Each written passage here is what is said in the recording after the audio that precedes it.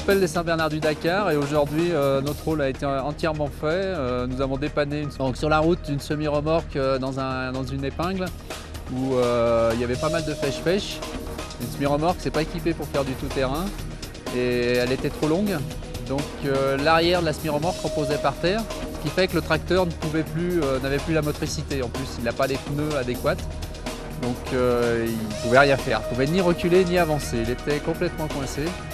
Donc on est passé nous et on s'est dit bon, de toute façon on ne peut pas le laisser là. En plus derrière on a vu il y avait des bus qui arrivaient, d'autres camions. Alors les camions auraient pu passer mais les bus ne passaient pas. Hein. Donc on s'est dit il faut que la caravane continue coûte que coûte. Donc on a fait marche arrière, on a sorti notre barre et on les a tirés. Pour nous c'était pas grand chose parce que là à 440 chevaux de puissance, un 6 roues motrices, ça a été du gâteau pour nous quoi, et ça a fait plaisir à la personne qui est derrière nous. Voilà, apparemment le filtre s'est ouvert à l'intérieur, c'est un système qui sert au frein et donc ça bloque et donc ils n'ont plus de frein. Donc nous on a la pièce dans le camion, ils vont la changer, normalement ça devrait repartir. Voilà, on joue les Saint-Bernard comme il faut, impeccable, on est arrivé au bon moment. Voilà la pièce. Et j'en suis à mon 23e Dakar. L'année dernière, j'étais aussi avec le Sherpa, donc un engin magnifique.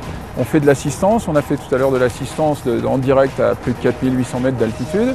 Et notre rôle, c'est vraiment de dépanner, d'assister, de dépanner les Renault Truck évidemment sur le parcours, avec tout au bivouac, les assistances, l'organisation et tous les véhicules Renault qui sont en course. Oh, on ne dort pas beaucoup, mais ça fait partie des conditions du Dakar. On est habitué, donc on récupère du sommeil dès qu'on peut et tout se passe bien, il n'y a pas de problème. C'est un peu fatigant, mais ça fait partie du jeu.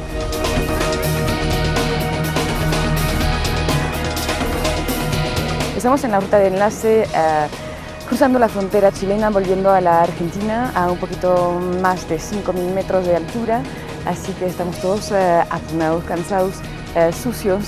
Pero estos paisajes maravillosos y la energía de la experiencia Dakar hacen que todo esto valga la pena.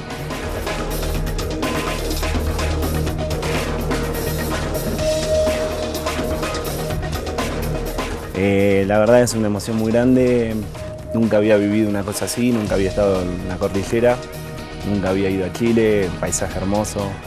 Ahora vamos a esperar que espera Chilecito, San Juan y Córdoba. Y después entrar a Varadero, que es mi pueblo, así que va a ser una emoción muy grande eso.